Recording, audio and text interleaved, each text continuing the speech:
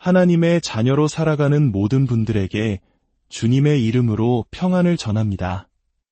우리의 신앙 여정 속에서 때로는 나는 누구인가라는 근본적인 질문 앞에 멈춰 설 때가 있습니다.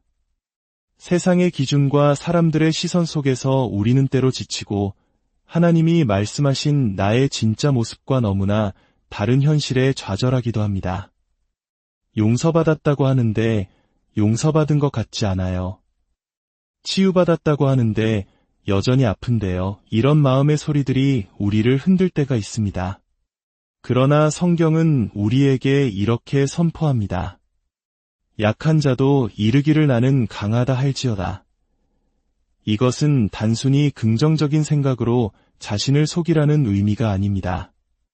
이것은 우리가 누구인지를 결정하는 권한이 우리의 감정이나 상황에 있지 않고 오직 우리를 창조하시고 구원하신 하나님의 말씀에 있음을 선언하는 것입니다. 오늘 우리가 함께 나눌 여정의 핵심은 바로 이것입니다. 하나님께서 나에 대해 무엇이라고 말씀하셨는지를 발견하고 그 진리 위에 굳건히 서는 것. 이것이 바로 우리가 경험할 수 있는 모든 영적 승리의 열쇠입니다. 오늘 이 귀한 말씀을 듣기 전에 잠시 하나님의 은혜를 더 넓은 세상과 나누는 일에 동참해 주시겠어요? 구독과 좋아요를 통해 이 생명의 메시지가 아직 주님을 알지 못하는 영혼, 혹은 믿음의 길에서 지쳐있는 영혼에게 닿을 수 있도록 도와주세요. 여러분의 작은 손길 위에 하나님의 크신 축복이 강물처럼 흘러넘치기를 간절히 기도합니다. 최근 제 마음속에는 한 가지 깊은 갈망이 자리 잡고 있었습니다. 그것은 바로 하나님께서 나를 어떻게 보시는가, 하나님께 나는 어떤 존재인가를 다시 발견하고 싶다는 열망이었습니다. 물론 성경적으로는 정확한 답들을 많이 알고 있습니다. 하지만 머리로 아는 지식을 넘어 아직 내가 온전히 경험하지 못했거나 명확하게 보지 못했던 더 깊은 차원의 진리를 탐험하고 싶은 영적인 허기였습니다. 저는 이 갈망이 주님으로부터 왔다고 믿습니다. 이러한 고민 속에서 사도 바울이 고린도 교회에 보낸 편지 고린도전서 3장의 말씀이 제 마음에 깊이 와 닿았습니다. 바울은 그곳에서 신앙인의 2가지 모습을 이야기합니다. 바로 육신에 속한 그리스도인과 신령한 자입니다. 신령한 자는 자신이 예수 그리스도 안에서 새로운 피조물이 되었음을 알고 그에 합당하게 살아가는 사람입니다. 반면 육신에 속한 그리스도인은 구원은 받았지만 여전히 자신의 생각과 감정, 즉 세상적인 감각에 의존하여 살아가는 사람입니다. 하나님의 약속과 진리보다는 눈에 보이는 현실과 자기 자신의 연약함에 매여 살아가는 것이죠. 안타깝게도 오늘날 많은 교회 안에서 우리는 때로 이러한 영적 미성숙, 즉 불신앙과 불순종을 신중함, 혹은 현실적인 태도라는 그럴듯한 이름으로 포장해주기도 합니다. 하지만 어떤 기능장애에 미덕의 이름을 붙여주는 순간 우리는 그것이 우리 안에 머물도록 허용하는 것과 같습니다. 더 나아가 그것이 우리 안에 깊이 뿌리내려 결국 우리의 인격과 삶 전체를 형성하도록 힘을 실어주게 됩니다. 육신에 속한 신자는 삶에 예수님의 향기를 약간 첨가했을 뿐 예수님 자체가 삶의 중심이자 목적이 되지는 못합니다. 바울은 이 2 부류의 영적 식단이 어떻게 다른지를 명확하게 보여줍니다. 한쪽은 젖, 다른 한쪽은 단단한 음식입니다. 영원히 아기 상태에 머물러 있는 육신적인 신자는 젖만 먹지만 그리스도 안에서 온전함과 강건함에 이른 성숙한 신자는 단단한 음식을 먹습니다. 히브리서 5장에서도 이와 비슷한 개념을 이야기합니다. 신앙의 연수가 오래되었음에도 불구하고 마땅히 다른 사람을 가르치는 선생이 되어야 할 사람들이 오히려 하나님의 말씀의 초보적인 원리, 즉 젖이 필요한 상태에 머물러 있다고 안타까워합니다. 여기서 젖은 무엇일까요? 젖은 우리에게 위로와 평안을 줍니다. 물론 우리 모두에게는 위로가 필요합니다. 젖은 신앙생활의 필수적인 요소입니다. 하지만 단단한 음식은 무엇일까요? 히브리서는 그것을 위의 말씀이라고 정의합니다. 그렇다면 젖과 단단한 음식의 차이는 무엇일까요? 위의 말씀은 우리의 변화를 촉진하고 도전하는 말씀입니다. 그것은 나의 삶의 방식, 나의 생각, 나의 행동이 하나님의 의로우심에 합당한지를 돌아보게 하고 변화하도록 이끄는 말씀입니다. 생각해 보십시오. 젖은 다른 누군가가 이미 소화한 음식을 통해 만들어집니다. 하지만 단단한 음식, 즉 고기는 우리가 직접 사냥하거나 가게에 가서 스스로 구해야 하는 것입니다. 성숙한 신자는 다른 이들이 소화하여 전해주는 말씀의 위로를 받을 뿐만 아니라 스스로 하나님의 말씀을 파고들어 그것을 자신의 것으로 만드는 사람입니다. 만약 우리가 언제나 위로와 격려의 말씀에만 끌린다면 그것은 우리 자신의 영적 성숙도를 드러내는 것일 수 있습니다. 진정한 영적 성숙은 이렇게 고백하는 것입니다. 주님, 제 안에 잘못된 생각과 왜곡된 인식을 직면하게 하는 말씀 속으로 뛰어들고 싶습니다. 저는 교정받고 싶습니다. 그리스도의 마음으로 온전히 살아가며 제 삶을 통해 그리스도의 성품이 드러나기를 원합니다. 히브리서는 더 나아가 이렇게 말합니다. 단단한 음식은 장성한 자들의 것이니 그들은 지각을 사용함으로 연단을 받아 선악을 분별하는 자들이니라. 여기서 지각, 즉 우리의 감각을 훈련하여 선악을 분별한다는 개념은 매우 중요합니다. 우리의 몸은 단순히 늙고 쇠하여 죽어갈 존재가 아닙니다. 우리의 몸은 살아계신 하나님을 인식하고 경험하는 거룩한 도구입니다. 시편 기자가 내 마음과 육체가 살아계시는 하나님께 부르짖나이다 라고 고백했던 것처럼 말입니다. 우리가 예배 가운데 하나님의 영광스러운 임재 안에 꾸준히 머물 때 우리의 육체적인 욕구와 갈망은 재조정됩니다. 마치 아침에 일어나 배고픔을 느끼듯 하나님의 임재와 그분의 말씀을 향한 거룩한 식욕이 우리 안에 생겨나는 것입니다. 우리가 함께 모여드리는 예배의 순간들을 결코 헛되이 보내지 마십시오. 그 예배의 자리에서 경험한 하나님의 임재의 깊이를 기억하고 홀로 있는 시간에도 그 임재를 다시 발견하기 위해 힘쓰십시오. 그 임재 안에서 우리의 생각과 감정, 삶의 모든 영역이 새롭게 연결되고 회복되기 때문입니다. 2조 집회를 감별하는 전문가들은 2조 집회를 연구하지 않는다고 합니다. 그들은 오직 진짜 화폐만을 연구합니다. 진짜에 너무나 익숙해져서 2조 집회를 만졌을 때 무엇이 잘못되었는지 정확히 설명하지는 못하더라도 이것은 진짜가 아니다라는 것을 본능적으로 느낀다고 합니다. 마찬가지로 우리가 하나님의 영광스러운 임재 안에 깊이 잠길수록 우리는 무언가 잘못되었을 때 그것이 하나님의 뜻이 아닐 때 영적으로 뭔가 이상하다는 것을 감지하는 능력이 길러집니다. 우리의 영적 감각이 훈련되는 것입니다. 이제 오늘의 핵심 말씀인 로마서 5장으로 가보겠습니다. 로마서는 4장에서 믿음을, 5장에서 은혜를, 그리고 6장에서 구원이 실제로 우리 삶에 어떻게 나타나는지를 장엄하게 설명합니다. 율법이 우리에게 요구한다면 은혜는 우리가 그것을 살아낼 수 있도록 능력을 부여합니다. 로마서 5장 17절은 이렇게 선포합니다. 한 사람의 범죄로 말미암아 사망이 그 한 사람을 통하여 왕 노릇하였은즉 더욱 은혜와 의의 선물을 넘치게 받는 자들은 한 분 예수 그리스도를 통하여 생명 안에서 왕 노릇하리로다. 이 말씀을 이해하기 위해 우리는 창세기로 돌아가야 합니다.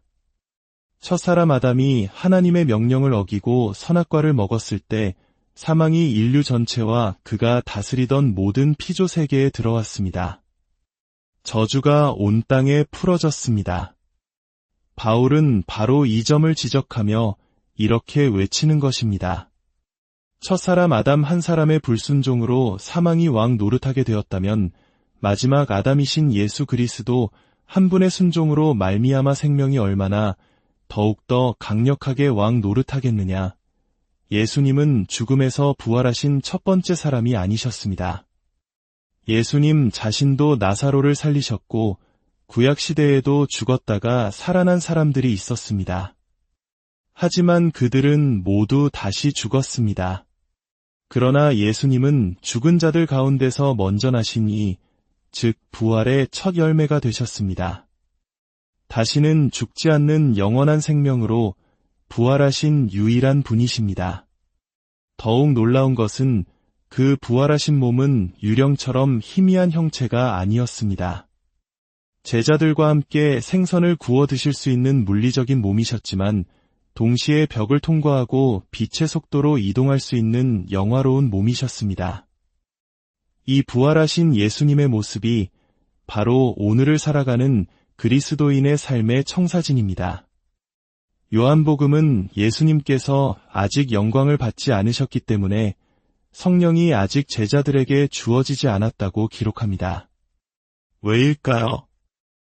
예수님께서 부활하시고 승천하여 아버지의 보좌 우편에서 영광을 받으신 후에야 성령님이 우리 안에 오실 수 있었을까요? 그 이유는 성령님의 주된 사역이 바로 우리를 예수님처럼 만드는 것이기 때문입니다. 만약 성령님께서 예수님이 영광 받으시기 전에 제자들에게 오셨다면 성령님은 제자들을 십자가를 향해 걸어가시는 고난의 그리스도의 형상으로 변화시키셨을 것입니다. 하지만 하나님 아버지의 뜻은 그것이 아니었습니다. 성령님은 우리를 죽음을 이기시고 하늘 보좌 우편에 앉아 만물을 다스리시는 영광의 그리스도의 형상으로 빚으시기 위해 오셨습니다. 그래서 요한일서 4장 17절은 우리에게 이 놀라운 진리를 선포합니다. 주께서 그러하심과 같이 우리도 이 세상에서 그러하니라. 이것은 미래에 이루어질 약속이 아니라 지금 이 순간 우리의 영적 실체입니다. 예수님이 부활하신 것이 진리인 것처럼 우리가 이 세상에서 영광 받으신 주님과 같은 존재라는 것도 동일한 진리입니다. 우리는 더 이상 죄와 사망의 법 아래 있는 그저 그런 사람이 아닙니다. 우리는 시기하고 다투며 세상 사람처럼 살아가는 육에 속한 아기가 아닙니다. 우리는 창세기 한 장에서 하나님이 천지를 창조하신 이후 역사상 유일하게 새롭게 창조된 존재, 바로 새로운 피조물입니다. 우리 안에는 부활하신 주 예수 그리스도의 DNA, 그분의 생명이 흐르고 있습니다. 우리는 예수님처럼 절대적인 능력과 절대적인 겸손함으로 살아갈 자격을 부여받았습니다. 스스로를 열등하게 여기는 생각은 겸손처럼 보이지만 사실은 하나님의 말씀을 부정하는 가장 교묘한 형태의 교만일 수 있습니다. 오늘 이 시간 우리 안에 있는 낡은 생각의 틀을 깨뜨리십시다. 나의 감정과 경험이 아닌 하나님의 말씀을 나의 정체성으로 선포하십시다. 우리는 더 이상 젖만 먹는 영적 아기가 아니라 이의 말씀이라는 단단한 음식을 먹고 장성하여 생명 안에서 왕 노릇하는 하나님의 자녀입니다. 사랑하는 성도 여러분, 이제는 하나님께서 당신에 대해 말씀하신 바로 그 사람이 되십시오. 당신은 용서받은 자여, 치유받은 자여, 위로운 자이며 그리스도와 함께 하늘 보좌에 앉은 존귀한 존재입니다. 이 진리가 당신의 생각을 지배하고 당신의 감정을 다스리며 당신의 삶을 이끌게 하십시오. 주님, 오늘 이 말씀을 듣는 모든 심령 위에 하늘의 문을 여시고 성령의 기름을 부어 주시옵소서. 우리가 누구인지를 알게 하는 진리의 빛을 비추사 더 이상 세상의 거짓과 자신의 연약함에 속지 않고 오직 주님이 말씀하신 우리의 참된 정체성 안에서 담대하게 살아가게 하여 주시옵소서.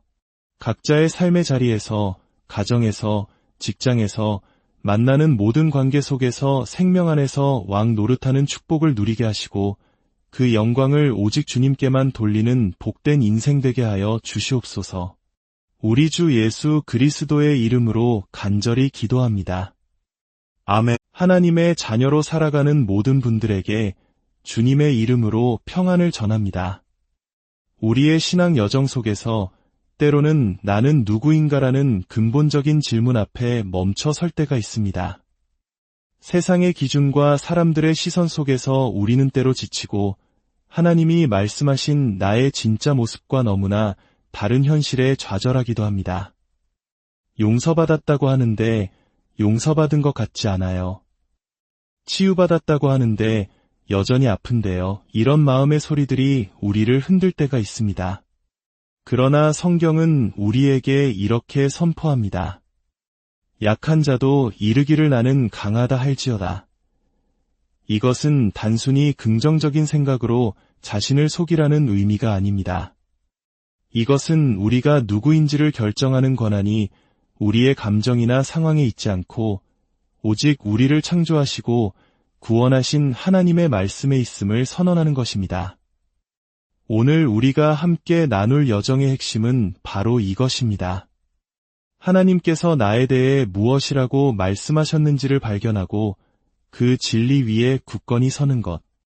이것이 바로 우리가 경험할 수 있는 모든 영적 승리의 열쇠입니다. 오늘 이 귀한 말씀을 듣기 전에 잠시 하나님의 은혜를 더 넓은 세상과 나누는 일에 동참해 주시겠어요? 구독과 좋아요를 통해 이 생명의 메시지가 아직 주님을 알지 못하는 영혼, 혹은 믿음의 길에서 지쳐있는 영혼에게 닿을 수 있도록 도와주세요. 여러분의 작은 손길 위에 하나님의 크신 축복이 강물처럼 흘러넘치기를 간절히 기도합니다. 최근 제 마음속에는 한 가지 깊은 갈망이 자리 잡고 있었습니다. 그것은 바로 하나님께서 나를 어떻게 보시는가, 하나님께 나는 어떤 존재인가를 다시 발견하고 싶다는 열망이었습니다. 물론 성경적으로는 정확한 답들을 많이 알고 있습니다. 하지만 머리로 아는 지식을 넘어 아직 내가 온전히 경험하지 못했거나 명확하게 보지 못했던 더 깊은 차원의 진리를 탐험하고 싶은 영적인 허기였습니다. 저는 이 갈망이 주님으로부터 왔다고 믿습니다. 이러한 고민 속에서 사도 바울이 고린도 교회에 보낸 편지 고린도전서 3장의 말씀이 제 마음의 깊이와 닿았습니다. 바울은 그곳에서 신앙인의 두 가지 모습을 이야기합니다. 바로 육신에 속한 그리스도인과 신령한 자입니다. 신령한 자는 자신이 예수 그리스도 안에서 새로운 피조물이 되었음을 알고 그에 합당하게 살아가는 사람입니다. 반면 육신에 속한 그리스도인은 구원은 받았지만 여전히 자신의 생각과 감정, 즉 세상적인 감각에 의존하여 살아가는 사람입니다. 하나님의 약속과 진리보다는 눈에 보이는 현실과 자기 자신의 연약함에 매여 살아가는 것이죠. 안타깝게도 오늘날 많은 교회 안에서 우리는 때로 이러한 영적 미성숙, 즉 불신앙과 불순종을 신중함, 혹은 현실적인 태도라는 그럴듯한 이름으로 포장해주기도 합니다. 하지만 어떤 기능장애에 미덕의 이름을 붙여주는 순간 우리는 그것이 우리 안에 머물도록 허용하는 것과 같습니다. 더 나아가 그것이 우리 안에 깊이 뿌리내려 결국 우리의 인격과 삶 전체를 형성하도록 힘을 실어주게 됩니다. 육신에 속한 신자는 삶에 예수님의 향기를 약간 첨가했을 뿐 예수님 자체가 삶의 중심이자 목적이 되지는 못합니다. 바울은 이 두 부류의 영적 식단이 어떻게 다른지를 명확하게 보여줍니다. 한쪽은 젖, 다른 한쪽은 단단한 음식입니다. 영원히 아기 상태에 머물러 있는 육신적인 신자는 젖만 먹지만 그리스도 안에서 온전함과 강건함에 이른 성숙한 신자는 단단한 음식을 먹습니다. 히브리서 5장에서도 이와 비슷한 개념을 이야기합니다. 신앙의 연수가 오래되었음에도 불구하고 마땅히 다른 사람을 가르치는 선생이 되어야 할 사람들이 오히려 하나님의 말씀의 초보적인 원리, 즉 젖이 필요한 상태에 머물러 있다고 안타까워합니다. 여기서 젖은 무엇일까요? 젖은 우리에게 위로와 평안을 줍니다. 물론 우리 모두에게는 위로가 필요합니다. 젖은 신앙생활의 필수적인 요소입니다. 하지만 단단한 음식은 무엇일까요? 히브리서는 그것을 위의 말씀이라고 정의합니다. 그렇다면 젖과 단단한 음식의 차이는 무엇일까요? 위의 말씀은 우리의 변화를 촉진하고 도전하는 말씀입니다. 그것은 나의 삶의 방식, 나의 생각, 나의 행동이 하나님의 의로우심에 합당한지를 돌아보게 하고 변화하도록 이끄는 말씀입니다. 생각해 보십시오. 젖은 다른 누군가가 이미 소화한 음식을 통해 만들어집니다. 하지만 단단한 음식, 즉 고기는 우리가 직접 사냥하거나 가게에 가서 스스로 구해야 하는 것입니다. 성숙한 신자는 다른 이들이 소화하여 전해주는 말씀의 위로를 받을 뿐만 아니라 스스로 하나님의 말씀을 파고들어 그것을 자신의 것으로 만드는 사람입니다. 만약 우리가 언제나 위로와 격려의 말씀에만 끌린다면 그것은 우리 자신의 영적 성숙도를 드러내는 것일 수 있습니다. 진정한 영적 성숙은 이렇게 고백하는 것입니다. 주님, 제 안에 잘못된 생각과 왜곡된 인식을 직면하게 하는 말씀 속으로 뛰어들고 싶습니다. 저는 교정받고 싶습니다.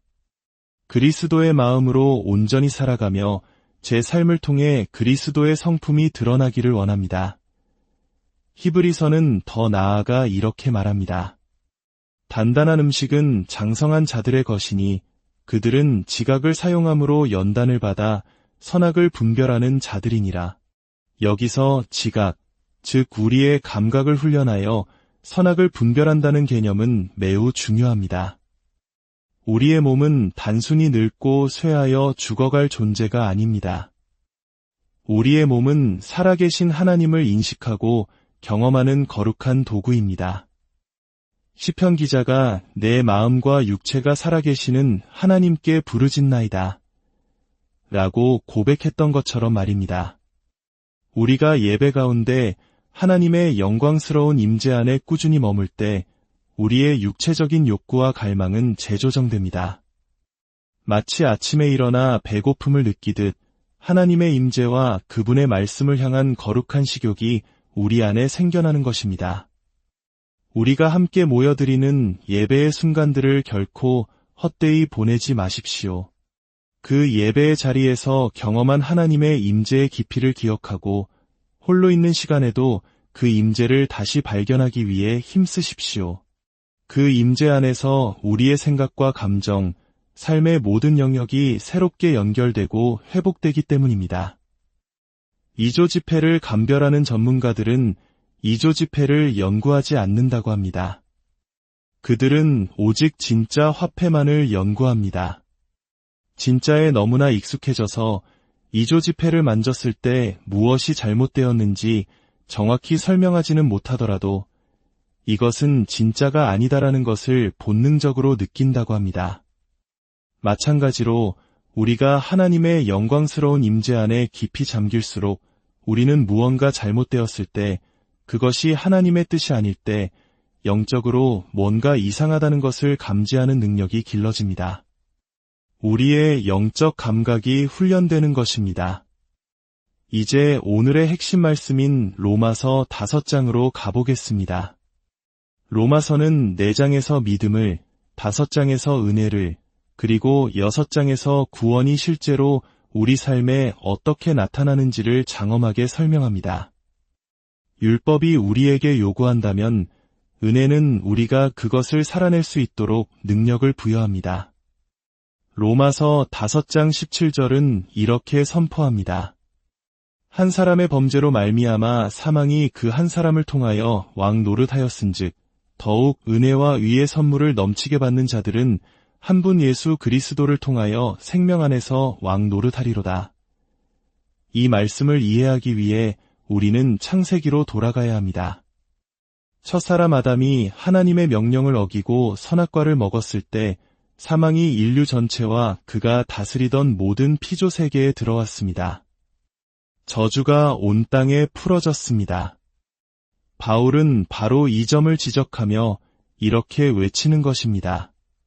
첫사람 아담 한 사람의 불순종으로 사망이 왕 노릇하게 되었다면 마지막 아담이신 예수 그리스도 한 분의 순종으로 말미암아 생명이 얼마나 더욱더 강력하게 왕 노릇하겠느냐. 예수님은 죽음에서 부활하신 첫 번째 사람이 아니셨습니다.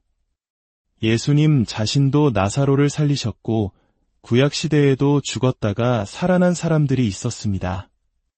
하지만 그들은 모두 다시 죽었습니다. 그러나 예수님은 죽은 자들 가운데서 먼저 나시니, 즉 부활의 첫 열매가 되셨습니다. 다시는 죽지 않는 영원한 생명으로 부활하신 유일한 분이십니다. 더욱 놀라운 것은 그 부활하신 몸은 유령처럼 희미한 형체가 아니었습니다. 제자들과 함께 생선을 구워 드실 수 있는 물리적인 몸이셨지만 동시에 벽을 통과하고 빛의 속도로 이동할 수 있는 영화로운 몸이셨습니다. 이 부활하신 예수님의 모습이 바로 오늘을 살아가는 그리스도인의 삶의 청사진입니다. 요한복음은 예수님께서 아직 영광을 받지 않으셨기 때문에 성령이 아직 제자들에게 주어지지 않았다고 기록합니다. 왜일까요? 예수님께서 부활하시고 승천하여 아버지의 보좌 우편에서 영광을 받으신 후에야 성령님이 우리 안에 오실 수 있었을까요? 그 이유는 성령님의 주된 사역이 바로 우리를 예수님처럼 만드는 것이기 때문입니다. 만약 성령님께서 예수님이 영광 받으시기 전에 제자들에게 오셨다면 성령님은 제자들을 십자가를 향해 걸어가시는 고난의 그리스도의 형상으로 변화시키셨을 것입니다. 하지만 하나님 아버지의 뜻은 그것이 아니었습니다. 성령님은 우리를 죽음을 이기시고 하늘 보좌 우편에 앉아 만물을 다스리시는 영광의 그리스도의 형상으로 빚으시기 위해 오셨습니다. 그래서 요한일서 4장 17절은 우리에게 이 놀라운 진리를 선포합니다. 주께서 그러하심과 같이 우리도 이 세상에서 그러하니라. 이것은 미래에 이루어질 약속이 아니라 지금 이 순간 우리의 영적 실체입니다. 예수님이 부활하신 것이 진리인 것처럼 우리가 이 세상에서 영광 받으신 주님과 같은 존재라는 것도 동일한 진리입니다. 우리는 더 이상 죄와 사망의 법 아래 있는 그저 그런 사람이 아닙니다. 우리는 시기하고 다투며 세상 사람처럼 살아가는 육에 속한 아기가 아닙니다. 우리는 창세기 한 장에서 하나님이 천지를 창조하신 이후 역사상 유일하게 새롭게 창조된 존재, 바로 새로운 피조물입니다. 우리 안에는 부활하신 주 예수 그리스도의 DNA, 그분의 생명이 흐르고 있습니다. 우리는 예수님처럼 절대적인 능력과 절대적인 겸손함으로 살아갈 자격을 부여받았습니다. 스스로를 열등하게 여기는 생각은 겸손처럼 보이지만 사실은 하나님의 말씀을 부정하는 가장 교묘한 형태의 교만일 수 있습니다. 오늘 이 시간 우리 안에 있는 낡은 생각의 틀을 깨뜨리십시다. 나의 감정과 경험이 아닌 하나님의 말씀을 나의 정체성으로 선포하십시다. 우리는 더 이상 젖만 먹는 영적 아기가 아니라 이의 말씀이라는 단단한 음식을 먹고 장성하여 생명 안에서 왕 노릇하는 하나님의 자녀입니다. 사랑하는 성도 여러분, 이제는 하나님께서 당신에 대해 말씀하신 바로 그 사람이 되십시오. 당신은 용서받은 자여, 치유받은 자여, 위로운 자이며 그리스도와 함께 하늘 보좌에 앉은 존귀한 존재입니다. 이 진리가 당신의 생각을 지배하고 당신의 감정을 다스리며 당신의 삶을 이끌게 하십시오. 주님, 오늘 이 말씀을 듣는 모든 심령 위에 하늘의 문을 여시고 성령의 기름을 부어 주시옵소서. 우리가 누구인지를 알게 하는 진리의 빛을 비추사 더 이상 세상의 거짓과 자신의 연약함에 속지 않고 오직 주님이 말씀하신 우리의 참된 정체성 안에서 담대하게 살아가게 하여 주시옵소서. 각자의 삶의 자리에서, 가정에서, 직장에서, 만나는 모든 관계 속에서 생명 안에서 왕 노릇하는 축복을 누리게 하시고 그 영광을 오직 주님께만 돌리는 복된 인생 되게 하여 주시옵소서. 우리 주 예수 그리스도의 이름으로 간절히 기도합니다. 아멘. 하나님의 자녀로 살아가는 모든 분들에게 주님의 이름으로 평안을 전합니다. 우리의 신앙 여정 속에서 때로는 나는 누구인가라는 근본적인 질문 앞에 멈춰 설 때가 있습니다. 세상의 기준과 사람들의 시선 속에서 우리는 때로 지치고 하나님이 말씀하신 나의 진짜 모습과 너무나 다른 현실에 좌절하기도 합니다. 용서받았다고 하는데 용서받은 것 같지 않아요. 치유받았다고 하는데 여전히 아픈데요. 이런 마음의 소리들이 우리를 흔들 때가 있습니다. 그러나 성경은 우리에게 이렇게 선포합니다. 약한 자도 이르기를 나는 강하다 할지어다. 이것은 단순히 긍정적인 생각으로 자신을 속이라는 의미가 아닙니다. 이것은 우리가 누구인지를 결정하는 권한이 우리의 감정이나 상황에 있지 않고 오직 우리를 창조하시고 구원하신 하나님의 말씀에 있음을 선언하는 것입니다. 오늘 우리가 함께 나눌 여정의 핵심은 바로 이것입니다. 하나님께서 나에 대해 무엇이라고 말씀하셨는지를 발견하고 그 진리 위에 굳건히 서는 것. 이것이 바로 우리가 경험할 수 있는 모든 영적 승리의 열쇠입니다. 오늘 이 귀한 말씀을 듣기 전에 잠시 하나님의 은혜를 더 넓은 세상과 나누는 일에 동참해 주시겠어요? 구독과 좋아요를 통해 이 생명의 메시지가 아직 주님을 알지 못하는 영혼, 혹은 믿음의 길에서 지쳐있는 영혼에게 닿을 수 있도록 도와주세요. 여러분의 작은 손길 위에 하나님의 크신 축복이 강물처럼 흘러넘치기를 간절히 기도합니다. 최근 제 마음속에는 한 가지 깊은 갈망이 자리 잡고 있었습니다. 그것은 바로 하나님께서 나를 어떻게 보시는가, 하나님께 나는 어떤 존재인가를 다시 발견하고 싶다는 열망이었습니다. 물론 성경적으로는 정확한 답들을 많이 알고 있습니다. 하지만 머리로 아는 지식을 넘어 아직 내가 온전히 경험하지 못했거나 명확하게 보지 못했던 더 깊은 차원의 진리를 탐험하고 싶은 영적인 허기였습니다. 저는 이 갈망이 주님으로부터 왔다고 믿습니다. 이러한 고민 속에서 사도 바울이 고린도 교회에 보낸 편지 고린도전서 3장의 말씀이 제 마음의 깊이와 닿았습니다. 바울은 그곳에서 신앙인의 두 가지 모습을 이야기합니다. 바로 육신에 속한 그리스도인과 신령한 자입니다. 신령한 자는 자신이 예수 그리스도 안에서 새로운 피조물이 되었음을 알고 그에 합당하게 살아가는 사람입니다. 반면 육신에 속한 그리스도인은 구원은 받았지만 여전히 자신의 생각과 감정, 즉 세상적인 감각에 의존하여 살아가는 사람입니다. 하나님의 약속과 진리보다는 눈에 보이는 현실과 자기 자신의 연약함에 매여 살아가는 것이죠. 안타깝게도 오늘날 많은 교회 안에서 우리는 때로 이러한 영적 미성숙, 즉 불신앙과 불순종을 신중함, 혹은 현실적인 태도라는 그럴듯한 이름으로 포장해주기도 합니다. 하지만 어떤 기능장애에 미덕의 이름을 붙여주는 순간 우리는 그것이 우리 안에 머물도록 허용하는 것과 같습니다. 더 나아가 그것이 우리 안에 깊이 뿌리내려 결국 우리의 인격과 삶 전체를 형성하도록 힘을 실어주게 됩니다. 육신에 속한 신자는 삶에 예수님의 향기를 약간 첨가했을 뿐 예수님 자체가 삶의 중심이자 목적이 되지는 못합니다.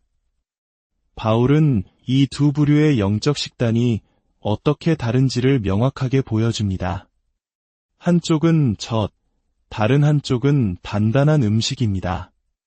영원히 아기 상태에 머물러 있는 육신적인 신자는 젖만 먹지만 그리스도 안에서 온전함과 강건함에 이른 성숙한 신자는 단단한 음식을 먹습니다. 히브리서 5장에서도 이와 비슷한 개념을 이야기합니다. 신앙의 연수가 오래되었음에도 불구하고 마땅히 다른 사람을 가르치는 선생이 되어야 할 사람들이 오히려 하나님의 말씀의 초보적인 원리, 즉 젖이 필요한 상태에 머물러 있다고 안타까워합니다. 여기서 젖은 무엇일까요? 젖은 우리에게 위로와 평안을 줍니다. 물론 우리 모두에게는 위로가 필요합니다. 젖은 신앙생활의 필수적인 요소입니다. 하지만 단단한 음식은 무엇일까요? 히브리서는 그것을 위의 말씀이라고 정의합니다. 그렇다면 젖과 단단한 음식의 차이는 무엇일까요? 위의 말씀은 우리의 변화를 촉진하고 도전하는 말씀입니다. 그것은 나의 삶의 방식, 나의 생각, 나의 행동이 하나님의 의로우심에 합당한지를 돌아보게 하고 변화하도록 이끄는 말씀입니다. 생각해 보십시오. 젖은 다른 누군가가 이미 소화한 음식을 통해 만들어집니다. 하지만 단단한 음식, 즉 고기는 우리가 직접 사냥하거나 가게에 가서 스스로 구해야 하는 것입니다. 성숙한 신자는 다른 이들이 소화하여 전해주는 말씀의 위로를 받을 뿐만 아니라 스스로 하나님의 말씀을 파고들어 그것을 자신의 것으로 만드는 사람입니다. 만약 우리가 언제나 위로와 격려의 말씀에만 끌린다면 그것은 우리 자신의 영적 성숙도를 드러내는 것일 수 있습니다. 진정한 영적 성숙은 이렇게 고백하는 것입니다. 주님, 제 안에 잘못된 생각과 왜곡된 인식을 직면하게 하는 말씀 속으로 뛰어들고 싶습니다. 저는 교정받고 싶습니다. 그리스도의 마음으로 온전히 살아가며 제 삶을 통해 그리스도의 성품이 드러나기를 원합니다. 히브리서는 더 나아가 이렇게 말합니다. 단단한 음식은 장성한 자들의 것이니 그들은 지각을 사용함으로 연단을 받아 선악을 분별하는 자들이니라. 여기서 지각, 즉 우리의 감각을 훈련하여 선악을 분별한다는 개념은 매우 중요합니다. 우리의 몸은 단순히 늙고 쇠하여 죽어갈 존재가 아닙니다. 우리의 몸은 살아계신 하나님을 인식하고 경험하는 거룩한 도구입니다. 시편 기자가 내 마음과 육체가 살아계시는 하나님께 부르짖나이다 라고 고백했던 것처럼 말입니다. 우리가 예배 가운데 하나님의 영광스러운 임재 안에 꾸준히 머물 때 우리의 육체적인 욕구와 갈망은 재조정됩니다. 마치 아침에 일어나 배고픔을 느끼듯 하나님의 임재와 그분의 말씀을 향한 거룩한 식욕이 우리 안에 생겨나는 것입니다. 우리가 함께 모여드리는 예배의 순간들을 결코 헛되이 보내지 마십시오. 그 예배의 자리에서 경험한 하나님의 임재의 깊이를 기억하고 홀로 있는 시간에도 그 임재를 다시 발견하기 위해 힘쓰십시오. 그 임재 안에서 우리의 생각과 감정, 삶의 모든 영역이 새롭게 연결되고 회복되기 때문입니다. 2조 지폐를 감별하는 전문가들은 2조 지폐를 연구하지 않는다고 합니다. 그들은 오직 진짜 화폐만을 연구합니다. 진짜에 너무나 익숙해져서 2조 지폐를 만졌을 때 무엇이 잘못되었는지 정확히 설명하지는 못하더라도 이것은 진짜가 아니다라는 것을 본능적으로 느낀다고 합니다. 마찬가지로 우리가 하나님의 영광스러운 임재 안에 깊이 잠길수록 우리는 무언가 잘못되었을 때 그것이 하나님의 뜻이 아닐 때 영적으로 뭔가 이상하다는 것을 감지하는 능력이 길러집니다.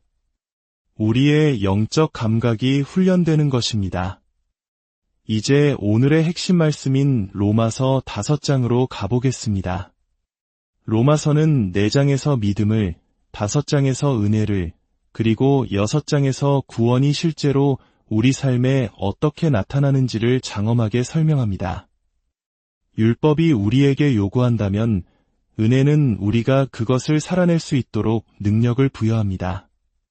로마서 5장 17절은 이렇게 선포합니다.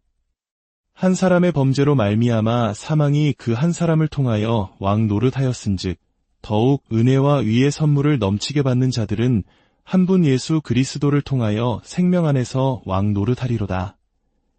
이 말씀을 이해하기 위해 우리는 창세기로 돌아가야 합니다. 첫사람 아담이 하나님의 명령을 어기고 선악과를 먹었을 때 사망이 인류 전체와 그가 다스리던 모든 피조 세계에 들어왔습니다. 저주가 온 땅에 풀어졌습니다. 바울은 바로 이 점을 지적하며 이렇게 외치는 것입니다. 첫사람 아담 한 사람의 불순종으로 사망이 왕 노릇하게 되었다면 마지막 아담이신 예수 그리스도 한 분의 순종으로 말미암아 생명이 얼마나 더욱더 강력하게 왕 노릇하겠느냐. 예수님은 죽음에서 부활하신 첫 번째 사람이 아니셨습니다. 예수님 자신도 나사로를 살리셨고 구약시대에도 죽었다가 살아난 사람들이 있었습니다. 하지만 그들은 모두 다시 죽었습니다.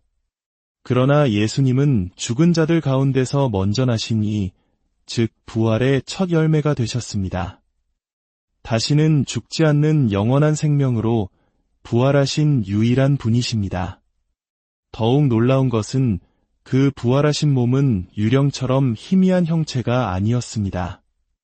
제자들과 함께 생선을 구워 드실 수 있는 물리적인 몸이셨지만 동시에 벽을 통과하고 빛의 속도로 이동할 수 있는 영화로운 몸이셨습니다. 이 부활하신 예수님의 모습이 바로 오늘을 살아가는 그리스도인의 삶의 청사진입니다. 요한복음은 예수님께서 아직 영광을 받지 않으셨기 때문에 성령이 아직 제자들에게 주어지지 않았다고 기록합니다. 왜일까요? 예수님께서 부활하시고 승천하여 아버지의 보좌 우편에서 영광을 받으신 후에야 성령님이 우리 안에 오실 수 있었을까요?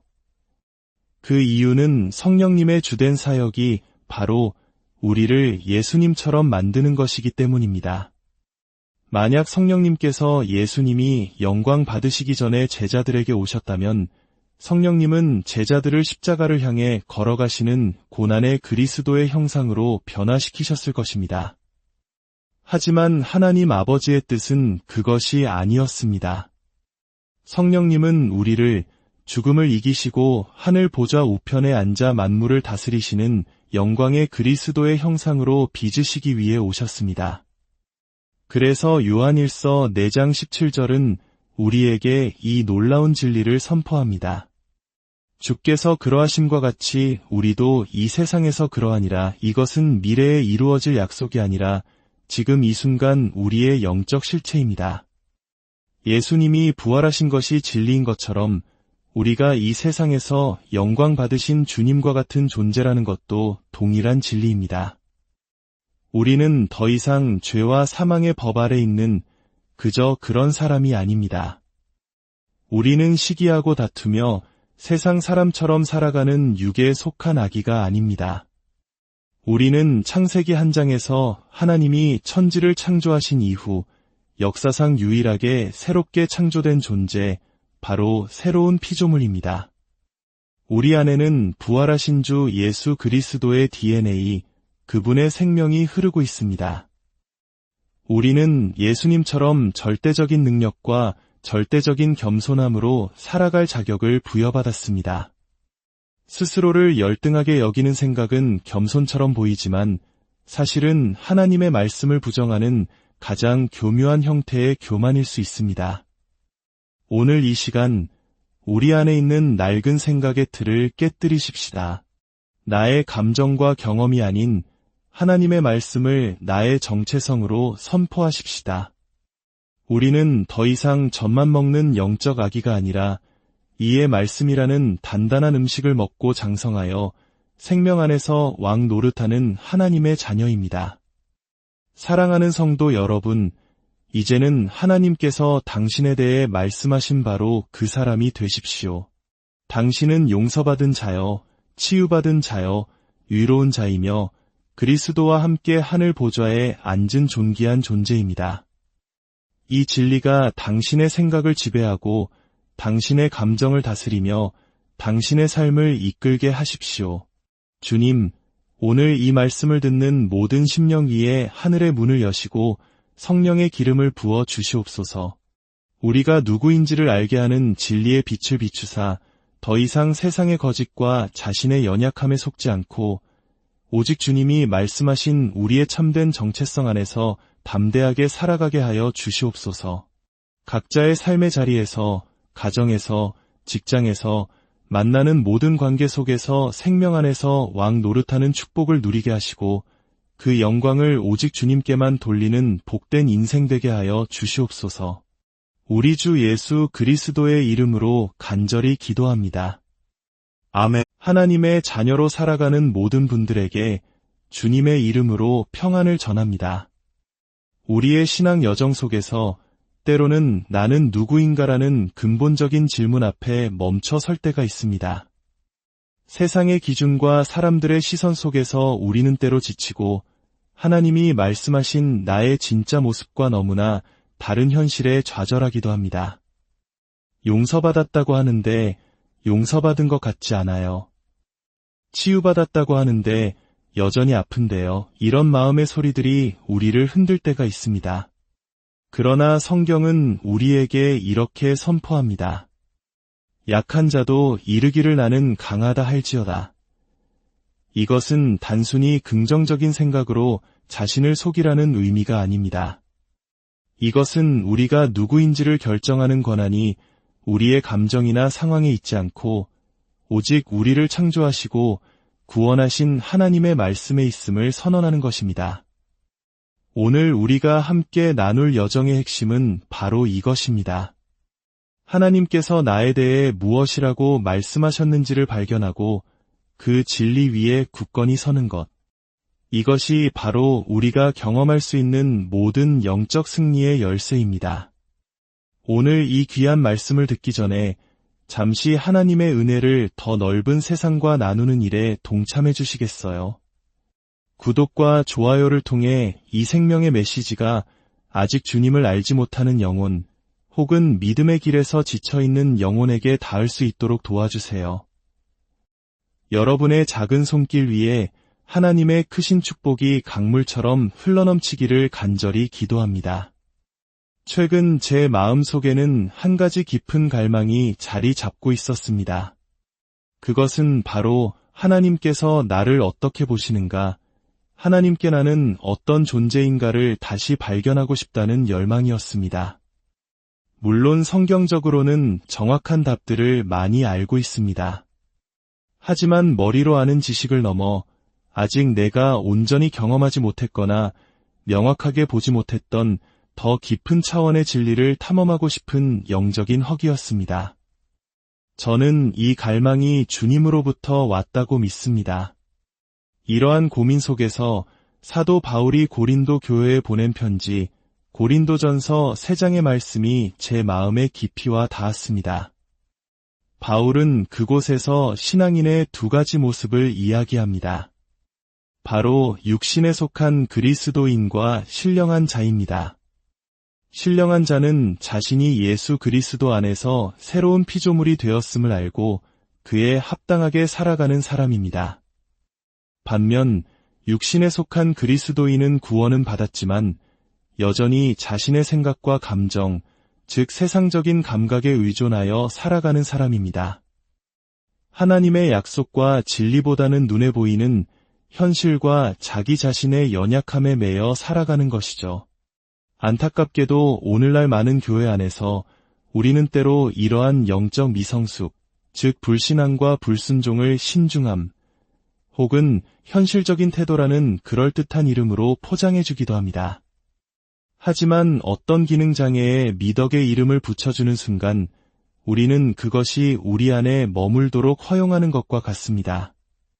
더 나아가 그것이 우리 안에 깊이 뿌리내려 결국 우리의 인격과 삶 전체를 형성하도록 힘을 실어주게 됩니다. 육신에 속한 신자는 삶에 예수님의 향기를 약간 첨가했을 뿐 예수님 자체가 삶의 중심이자 목적이 되지는 못합니다.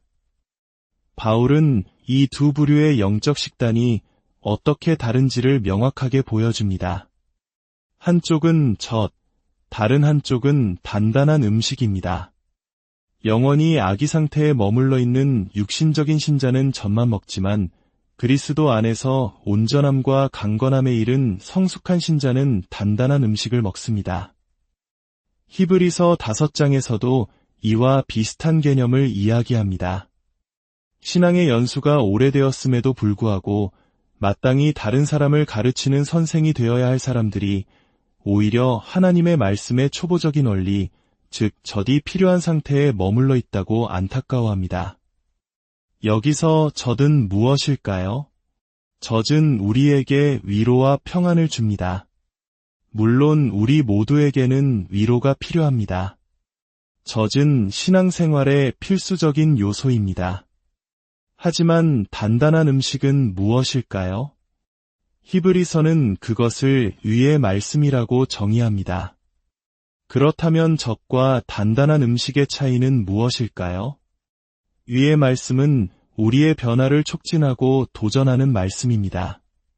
그것은 나의 삶의 방식, 나의 생각, 나의 행동이 하나님의 의로우심에 합당한지를 돌아보게 하고 변화하도록 이끄는 말씀입니다. 생각해 보십시오. 젖은 다른 누군가가 이미 소화한 음식을 통해 만들어집니다. 하지만 단단한 음식, 즉 고기는 우리가 직접 사냥하거나 가게에 가서 스스로 구해야 하는 것입니다. 성숙한 신자는 다른 이들이 소화하여 전해주는 말씀의 위로를 받을 뿐만 아니라 스스로 하나님의 말씀을 파고들어 그것을 자신의 것으로 만드는 사람입니다. 만약 우리가 언제나 위로와 격려의 말씀에만 끌린다면 그것은 우리 자신의 영적 성숙도를 드러내는 것일 수 있습니다. 진정한 영적 성숙은 이렇게 고백하는 것입니다. 주님, 제 안에 잘못된 생각과 왜곡된 인식을 직면하게 하는 말씀 속으로 뛰어들고 싶습니다. 저는 교정받고 싶습니다.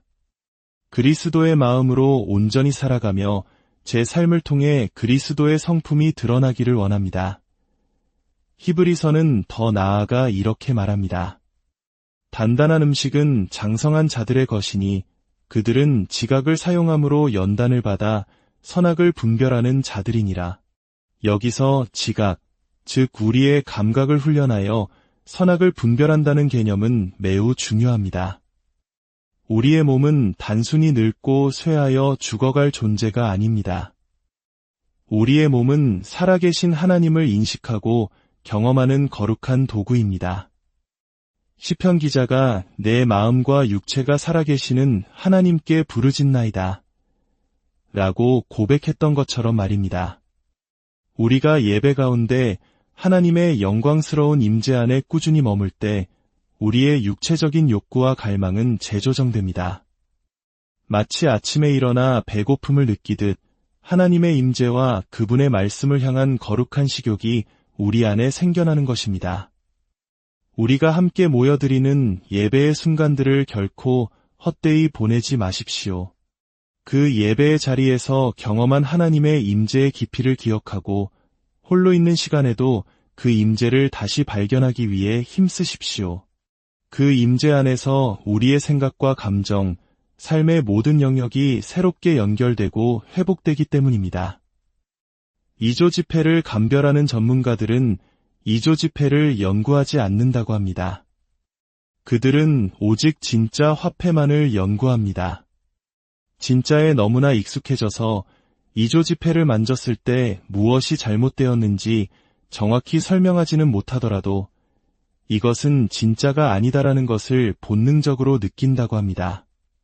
마찬가지로 우리가 하나님의 영광스러운 임재 안에 깊이 잠길수록 우리는 무언가 잘못되었을 때 그것이 하나님의 뜻이 아닐 때 영적으로 뭔가 이상하다는 것을 감지하는 능력이 길러집니다. 우리의 영적 감각이 훈련되는 것입니다. 이제 오늘의 핵심 말씀인 로마서 5장으로 가보겠습니다.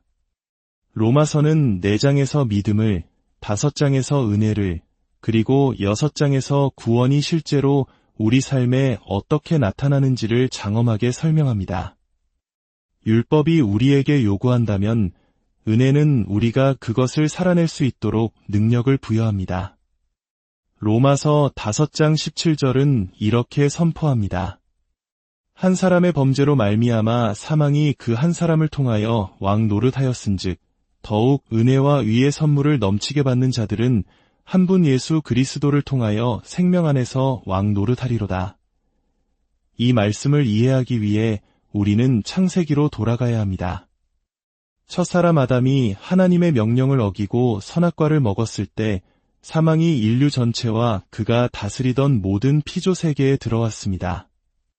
저주가 온 땅에 풀어졌습니다. 바울은 바로 이 점을 지적하며 이렇게 외치는 것입니다.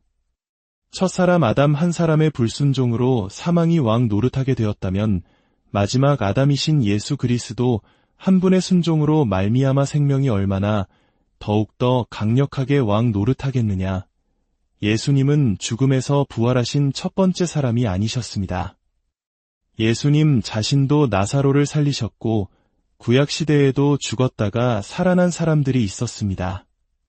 하지만 그들은 모두 다시 죽었습니다.